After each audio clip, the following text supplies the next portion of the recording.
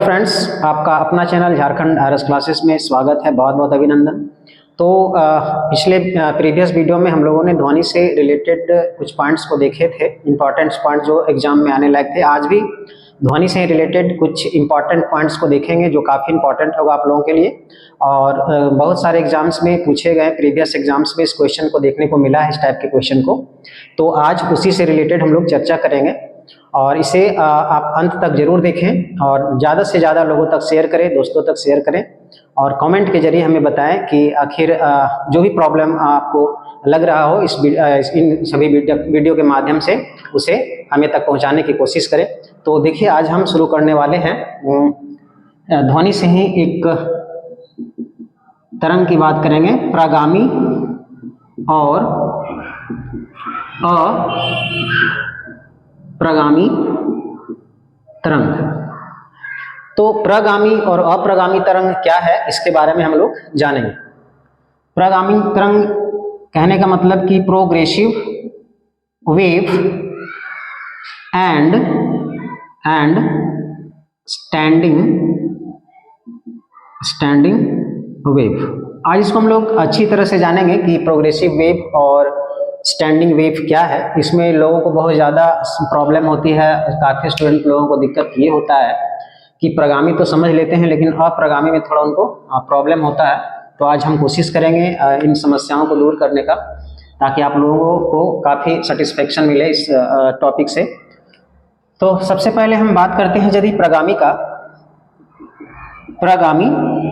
तरंग की बात करते हैं, यानी इसको हम बोल सकते हैं प्रोग्रेसिव वेव। ये नाम से ही पता चल पा रहा होगा आपको कि प्रोग्रेसिव वेव कहने का मतलब कि ये प्रोग्रेस कर रहा है, मतलब इसका एनर्जी ट्रांसफर, मतलब प्रगामी और अप्रगामी तरंग जो है एनर्जी के आधार पर, यानी ऊर्जा के आधार पर इसको बांटते हैं, प्रगामी और अप्रगामी। पहले मैंने अनुदैर्ध्य और अनुप्रस्थ जो तरंग पढ़ा वो कणों और तरंग के गति के माध्यम दिशा के आधार पे हमने पढ़ा था। लेकिन आज हम लोग जो पढ़ने जा रहे हैं प्रगामी और अप्रगामी तरंग, इसको ऊर्जा के आधार पे हम लोग पढ़ेंगे।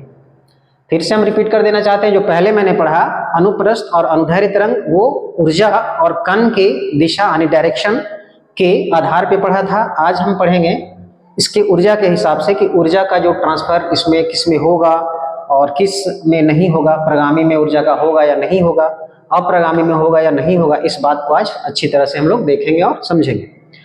तो प्रगामी तरंग जनरली ये सामान्य तरंग है, जो हमने पहले बात किया था आपको कि प्रकाश तरंग और ध्वनि तरंग को हम लोग जनरली प्रगामी तरंग बोल देते हैं, जो कि हमने पढ़ा है। सामान्य तौर पे वही है। कहने का मतलब ये है, प्रगामी हम इसलिए बोल रहे हैं क्योंकि इसमें ऊर्जा का ट्रांसफर हो रहा है, यानी प्रोग्रेसिव मतलब ऊर्जा ट्रांसफर हो रहा है, स्थिर नहीं हो रहा है। इसमें ऊर्जा स्थिर नहीं है, इसमें ऊर्जा का ट्रांसफर हो रहा है, प्रकाश तरंग और ध्वनि तरंग। तो इसमें आखिर क्या बात है कि इसको प्रगामी बोल रहे हैं। तो प्रगामी कहने का अर्थ ये हुआ कि इनका जो ट्रांसफर होगा, इस एनर्जी का जो ट्रांसफर होगा वो मतलब इन्फिनाइट मीडियम तक होगा। ये यदि हम आवाज को, यदि साउंड को हम यदि निकालते हैं, साउंड उत्पन्न करते हैं, ध्वनि, तो ये एकदम कह सकते हैं कि इसमें जो माध्यम का आबद्ध नहीं होगा, बॉन्डेड माध्यम नहीं होगा, घिरा हुआ माध्यम नहीं होगा, ये अनंत मतलब होगा, इन्फिनाइट तक जाएगा। तो ये हमारा प्रगामी तरंग कहलाया। फिर से एक बार हम रिपीट कर देना चाहते हैं, प्रगामी तरंग का कहने का अर्थ ये हुआ कि इसमें बॉन्डेड नहीं होगा माध्यम का, आबद्ध माध्यम नहीं होगा, बॉन्डेड माध्यम नहीं होगा, आबद्ध माध्यम नहीं होगा। कहने का मतलब यदि हम साउंड को प्रोड्यूस करते हैं तो वो अनंत तक वो बिना आबद्ध का गति करते रहता है। लेकिन इसके बाद यदि हम बात करें अप्रगामी तरंग की, अप्रगामी तरंग इट मीन्स अप्रगामी तरंग की यदि हम बात करते हैं, यानी स्टैंडिंग वेव की हम यदि बात करते हैं, तो इसको आप अच्छी तरह से समझ लें क्या है ये। जैसे आप लोगों ने तालाब में या कुआं में पत्थर का टुकड़ा फेंका होगा, तो उसमें होता क्या है कि वेव क्रिएट होता है। लेकिन वहां हम देखेंगे कि तालाब की यदि हम बात कर रहे हैं तो एक आबद्ध माध्यम है, यानी कि बॉन्डेड माध्यम है। माध्यम तो समझ ही रहे होंगे, जैसे वाटर है, इसमें पानी, तो माध्यम है पानी, तो पानी क्या है, एक सीमा के अंदर ही है। तो ऐसे क्षेत्र में जब हम तरंग उत्पन्न करेंगे तो अप्रगामी तरंग का एग्जाम्पल होगा। कुआं हो गया, या फिर कोई बॉन्डेड और भी ले सकते हैं, तालाब है, कुआं है, या फिर देखिए हम बांसुरी की यदि हम बात करते हैं, बांसुरी भी दो तरह का होता है, ध्यान देंगे, बांसुरी भी दो तरह का होता है, एक खुला बांसुरी, एक बंद बांसुरी। खुला का मतलब, खुला बांसुरी का मतलब जैसे हम इसको मान लीजिए खुला बांसुरी मानते हैं, खुला बांसुरी मानते हैं यदि, तो एक जो इसका किनारा है वो पैक होगा, एक खुला होगा, एक खुला होगा, इसको खुला बांसुरी बोल सकते हैं। ये नहीं कि दोनों खुला होगा, दोनों खुला होगा फिर बांसुरी होगा ही नहीं। उसके बाद एक होता है बंद बांसुरी। बंद बांसुरी में क्या होता है कि दोनों ये बंद होता है, तो ये भी हम क्लोज्ड मीडियम यानी आबद्ध माध्यम की बात करेंगे। इसमें जो हवा है वो हवा जो माध्यम है वो आबद्ध है, मतलब ये बाउंड्री के अंदर है, आबद्ध बोलेंगे, या फिर इसको हम बोल सकते हैं बाउंडेड मीडियम। अच्छा, और यदि हम बात करें म्यूजिकल इंस्ट्रूमेंट की, तो हम जैसे ढोलक की बात करते हैं, ढोलक, ये देखिए ढोलक है, तो इसमें क्या है कि इसके अंदर की जो हवा है, इसके अंदर की जो हवा है वो भी एक मतलब कह सकते हैं बाउंडेड यानी आबद्ध माध्यम है, आबद्ध माध्यम है। ढोलक की बात करें, तबला की बात करें, जो भी ये सारे जो इंस्ट्रूमेंट हमने बताया वो सब आबद्ध माध्यम है। तो आबद्ध, और हम बात करते हैं यदि गिटार, जैसे तार वाले जितने भी इंस्ट्रूमेंट हैं, तार वाले जो भी इंस्ट्रूमेंट हैं, इलेक्ट्रिकल इंस्ट्रूमेंट को छोड़ दिया जाए यदि, तो तार वाले जो वाद्य यंत्र हैं यानी कि म्यूजिकल इंस्ट्रूमेंट है, तो वो भी आबद्ध ही माना जाए। जैसे सपोज ये आपका तार वाला इंस्ट्रूमेंट है, तो ये भी आबद्ध है, इसके अंदर ही वो जो है वेव क्रिएट होगा। अब है क्या कि हम एक तरफ बनाते हैं प्रगामी तरंग का, जो पहले ऑलरेडी हम लोगों ने जान चुका है कि इस तरह ये मूव करते जाएगा इन्फिनाइट तक, यानी कि इसका बाउंडेड माध्यम नहीं होगा, वो अनंत तक वो गति करता जाएगा। लेकिन जो अप्रगामी तरंग है, इसकी यदि हम बात करें, तो ये रहा आपका अप्रगामी तरंग। एक का डायरेक्शन ऐसे और एक का डायरेक्शन हमारा इस तरह का होगा। आखिर ऐसा क्यों हुआ उसको जानेंगे। तो हमने क्या बताया अभी जस्ट, आबाध्य यानी कि जो बाउंडेड मीडियम है उसमें ही ये प्रोड्यूस होगा। होता क्या है कि दो सेम एम्पलीट्यूड की, दो सेम फ्रीक्वेंसी के तरंग मिल करके एक अप्रगामी तरंग का यानी कि स्टैंडिंग वेव को उत्पन्न करते हैं। इसमें दो ठो अनुदैर्ध्य तरंग होगा या फिर दो अनुप्रस्थ तरंग होंगे, वो दोनों मिल करके क्या करेंगे, उत्पन्न करेंगे अप्रगामी तरंग। इसमें एक डायरेक्शन में देख रहे होंगे जा रहा होगा हमारा ये तरंग, जो जा रहा है उसका वापस टकरा करके उसी डायरेक्शन में अपोजिट डायरेक्शन में आ रहा है। इसमें क्या होगा, सेम एम्पलीट्यूड का होगा, यानी कि समान आयाम के होंगे और समान आवृत्ति के होंगे। यानी आयाम का मतलब एम्पलीट्यूड और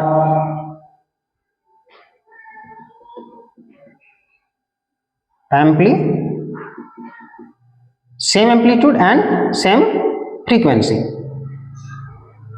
तो हमने देखा कि ये तार वाले मतलब तार वाले वाद्य यंत्र का जैसे एग्जांपल ले, तो जैसे गिटार हो गया, गिटार, वायलिन हो गया, सितार हो गया, ये सारे जो हैं जो भी हैं ये बाउंडेड माध्यम के अंतर्गत आते हैं और ये अप्रगामी तरंग प्रोड्यूस करेंगे। ये तरंग आपको समझ में आएगा किस तरह प्रोड्यूस हुआ। देखिए इसका जो हम ग्राफ जो बनाए और ये जो ग्राफ बनाए, इसमें आप कंपेयर कर सकते हैं। तो इसमें बाउंडेड में हुआ, मतलब इस तरह से एक तरंग गया और अपोजिट डायरेक्शन में फिर वापस लौटा। तो इसमें दो पॉइंट्स बन रहा, इसमें देख रहे होंगे कि यहाँ पॉइंट्स बन रहा है हमारा ये पॉइंट्स, इसको बोलते हैं नी स्पंद यानी कि नोड्स। और ये जो बन रहा है हमारा ये वाला हाइट वाला, इसको बोलते हैं हम लोग प्रस्पंद होगा, ठीक है, इसको एंटी नोड्स बोलेंगे। ये बांसुरी में जनरली बनता है, यानी कि आपका बोल सकते हैं कि जो हम ये जो बांसुरी है इसको एयर कॉलम भी बोल सकते हैं। तो जितने भी एयर कॉलम वाले इंस्ट्रूमेंट हैं उसमें हमारा जो है इस तरह का ये बनता है अप्रगामी तरंग यानी कि स्टैंडिंग वेव बनता है। अब एक इम्पॉर्टेंट बात इस पे हम ध्यान गौर करवा देना चाह रहे हैं आप लोगों को कि जैसे मान लीजिए वायलिन या ये वायलिन की तार है, तो उसमें जो तरंग उत्पन्न हो रहा है इसको इधर बनाते हैं तो कंफ्यूजन हो सकता है। जैसे सपोज कि ये आपका वायलिन का तार है, यहाँ तरंग उत्पन्न हो रहा है, तो ये तरंग उत्पन्न जो होगी, मान लीजिए तरंग उत्पन्न हुआ, ठीक है, ये तरंग जो उत्पन्न हुआ, ये वेव जो उत्पन्न हुआ, ये तो हमने अप्रगामी तरंग बोला, तो किस तरह का अप्रगामी है वो भी देखना होगा। तो ये आपका होगा अनुप्रस्थ अप्रगामी, अनुप्रस्थ अप्रगामी तरंग। और हमने पहले ही बताया आप लोगों को कि तार वाले जितने भी इंस्ट्रूमेंट हैं उससे अनुप्रस्थ तरंग ही प्रोड्यूस होंगे। अनुप्रस्थ तरंग पिछले वीडियो में मैंने चर्चा किया था कि जो तार वाले इंस्ट्रूमेंट है उससे अनुप्रस्थ तरंग यानी कि ट्रांसवर्स वेव ही प्रोड्यूस होता है। तो ये भी किस तरह का है, अनुप्रस्थ अप्रगामी तरंग है। इसमें एक इंपॉर्टेंट चीज बात ये कहना चाहते हैं कि जब ये प्रोड्यूस होता है यहाँ तार को छेड़ने से, तो ये तो अनुप्रस्थ अप्रगामी तरंग हुआ, ट्रांसवर्स स्टैंडिंग वेव हुआ। लेकिन जब ये हवा में ट्रांसफर करना, हवा में जब ये ट्रेवल करना स्टार्ट करता है और जब हमारे कानों तक आता है ये, तो फिर ये बन जाता है ये बन जाएगा आपका अनुदैर्घ्य, अनुदैर्घ्य प्रगामी, प्रगामी तरंग। थोड़ा इंपॉर्टेंट, इस पर गौर करेंगे आप। जब अनुप्रस्थ तरंग हम वायलिन के तार से प्रोड्यूस करते हैं, तार को छेड़ करके, तो अनुप्रस्थ अप्रगामी तरंग होता है इस बॉन्डेड रीजन के अंदर। वही जब वो हमारे कानों तक पहुंचती है तो वो अनुदैर्घ्य प्रगामी तरंग के रूप में कानों तक आती है, यानी कि इसमें फॉर्म जो था वो चेंज हो गया।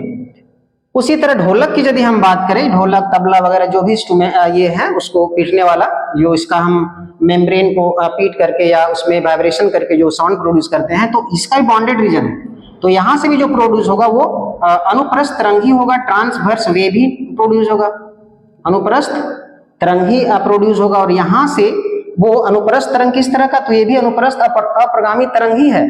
और हमारे कानों तक आने, जब कान तक आता है तो वो माध्यम में चल कर आता है ना। मतलब क्या बोल सकते हैं, बाउंडेड रीजन में नहीं आता है वो। जब साउंड हमारे कानों तक आता है तो बाउंडेड रीजन में नहीं आता वो, इसीलिए इसको हम लोग बोल सकते हैं प्रगामी बोला जा रहा है। प्रगामी, जब हम प्रगामी का यूज करेंगे इसका मतलब बाउंडेड रीजन नहीं होगा वो, मतलब सीधा सीधी हमारा बात ये हुआ, हम समझाने के ये प्रयास कर रहे हैं कि प्रगामी का मतलब सीधा अर्थ में समझे कि बाउंडेड नहीं होगा, वो ट्रैवल करता रहेगा, जाता रहेगा, लेकिन कोई ऑब्स्टेकल नहीं होगा, कोई बाधा नहीं होगा। लेकिन इसमें अप्रगामी में ऐसा है। स्टैंडिंग से पता चल रहा है। इसे स्थिर तरंग के, स्थिर तरंग का भी नाम देते हैं। इसमें क्या होता है, ऊर्जा का ट्रांसफर नहीं होता। हाँ, एक चीज और, इसमें ऊर्जा का ट्रांसफर क्या होता है, सिकुड़ता और फैलता है। सिकुड़ना फैलना एक ही जगह होता है, मॉलिक्यूल्स वाइब्रेट करते हैं, लेकिन एनर्जी जो है वो ट्रेवल नहीं करता। उसके बाद और यदि इंपॉर्टेंट बात करें, यदि हाँ इसमें जो हमने बात किया, ढोलक के अंदर जो एयर कॉलम है, एयर कॉलम जो है ढोलक के अंदर, यहाँ आपका जो प्रोड्यूस होगा वो अनुदैर्घ्य अप्रगामी होगा, अनुदैर्घ्य अप्रगामी तरंग होगा। ये भी क्यों अप्रगामी, क्यों, क्योंकि बॉन्डेड एरिया में है, इसीलिए हम बोल सकते हैं अनुदैर्घ्य अप्रगामी तरंग इस ढोलक के अंदर, तबले के अंदर प्रोड्यूस होगा। तो आज मैंने, अच्छा, और इसमें यदि हम यूज की बात करें, अप्रगामी तरंग की यूज की बात करें तो बहुत यूज है। मतलब इंस्ट्रूमेंट में देख ही रहे होंगे कि इंस्ट्रूमेंट में इसका काफी यूज है, तरह तरह के म्यूजिक निकालने में इसका इस्तेमाल होता है, और बहुत तरह के माइक्रोवेव में इसका भी इस्तेमाल होता है, मेडिकल लाइन में भी इसका इस्तेमाल होता है। माइक्रोवेव तो आप समझ रहे होंगे, उसमें इसका इस्तेमाल होता है। तो आज हमने प्रगामी और अप्रगामी तरंग के बारे में समझा। तो काफी बच्चों को इसमें प्रॉब्लम होती थी, समझने में कठिनाई। तो इसमें हम लोग देखें, और प्रगामी तरंग में अब जनरली आप लोग बताए दिए पहले कि सामान्य वेव है ये, और ये पहले भी पढ़ चुके हम लोग। देखिए सिंपल जो है इसका, यदि हम प्रकाश तरंग की बात करें तो एक अनुप्रस्थ तरंग का एग्जाम्पल है, इलेक्ट्रोमैग्नेटिक वेव का एग्जाम्पल है। तो इलेक्ट्रोमैग्नेटिक वेव में आपको पता होगा कि उसमें माध्यम की जरूरत नहीं पड़ती, मीडियम उसमें इंपॉर्टेंस नहीं रखता, माध्यम में नहीं चल। प्रकाश तरंग के लिए, यानी कि मैग्नेटिक इलेक्ट्रोमैग्नेटिक वेव के लिए वैसा जरूरी नहीं है। लेकिन हाँ, अनुप्रस्थ तरंग के कैटेगरी में है, इसलिए है क्योंकि इसका जो ये होता है, मतलब वाइब्रेशन होता है, तो इस तरह से अनुप्रस्थ में, और वेव जो है इस तरह से ट्रांसफर, इस तरह से डायरेक्शन में ट्रांसफर होता है इसमें। और ध्वनि में, ध्वनि तरंग, अनुदैर्घ्य तरंग की यदि हम बात करें तो उसमें जो होता है वेव का जो ट्रांसफर, ये मॉलिक्यूल्स और वेव दोनों इस डायरेक्शन में जाते हैं। पहले मैंने इसका डिस्कस किया था, दोनों समांतर में जाएंगे और इसमें वेव इस डायरेक्शन में होगा और जो मॉलिक्यूल्स होंगे ऊपर नीचे अनुप्रस्थ में करते हैं। तो ये आज हमने देखा प्रगामी और अप्रगामी तरंग के बारे में, यानी कि प्रोग्रेसिव एंड स्टैंडिंग वेव के बारे में। इसमें बहुत बच्चों को प्रॉब्लम होती है अप्रगामी तरंग को समझने में। तो आज उम्मीद करते हैं कि आप लोगों को समझ में आया होगा, और ज़्यादा से ज़्यादा इसको दोस्तों तक शेयर करें ताकि ये ट्रू इन्फॉर्मेशन जो है लोगों तक पहुंच सके। तब तक के लिए धन्यवाद।